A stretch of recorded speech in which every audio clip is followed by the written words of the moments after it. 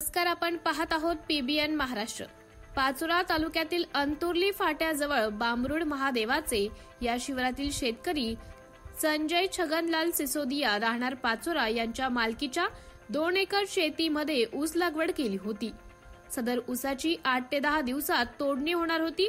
आज दिनांक 3 फेब्रुवारी सोमवार रोजी दुपारी 1 वाजेच्या सुमारास शॉर्ट सर्किटमुळे तब्बल 2 एकर ऊस जळून खाक झाल्याची घटना घडली आहे। या आगीत ठिबक पाईप सुमारे 3 ते 4 लाखांचं नुकसान झाले आहे। आग विझवण्यासाठी अग्निशमन दलाला पाचारण करण्यात आले होते। शर्थीचे प्रयत्न करत आग आटोक्यात आली। घटनेची माहिती वीज वितरण कंपनी व पोलीस विभागाला कळवण्यात आली होती। या आगीचा पंचनामा वीज वितरण कंपनीच्या वतीने करण्यात आला आहे।